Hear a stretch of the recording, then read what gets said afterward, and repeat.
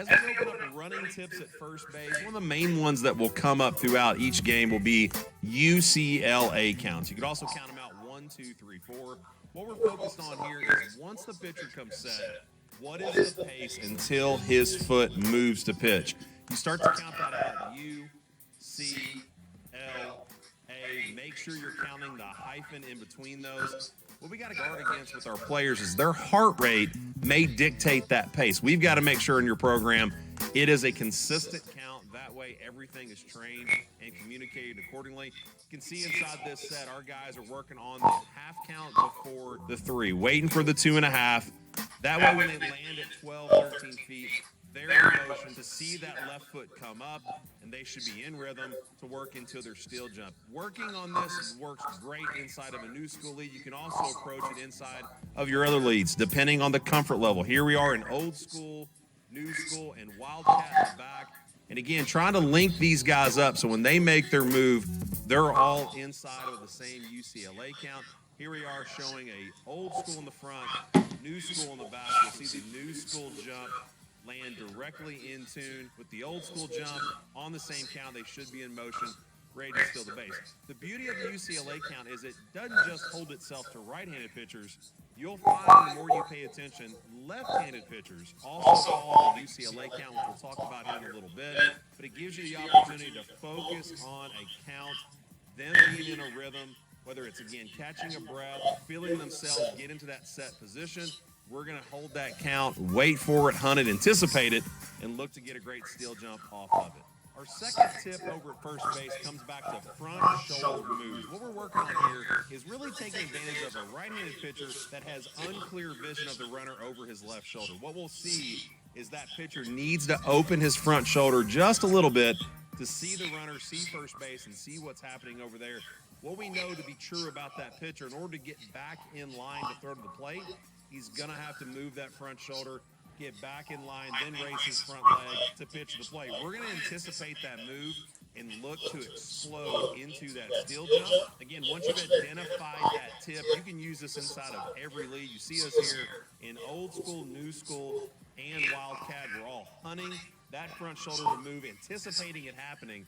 And when it does, we're able to get a steal jump off of it. Looking for the guy that really wants to look over his shoulder. When he does that, his shoulders have no choice but to start to open, reminding ourselves he has to come back to set to work back to the plate.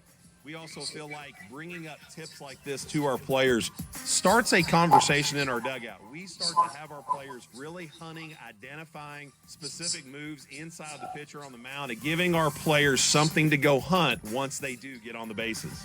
The next tip we're looking for over at first base might be back shoulder moves. You're going to find a pitcher that wants to gather into his backside before moving to the plate, trying to recruit power from other places by creating tilt in his shoulders. Again, if we anticipate that move inside of all the leads, we can really explode into a steal jump. So the movement with the back shoulder, here we are in old school, new school. Wildcat leads, hunting the back shoulder move.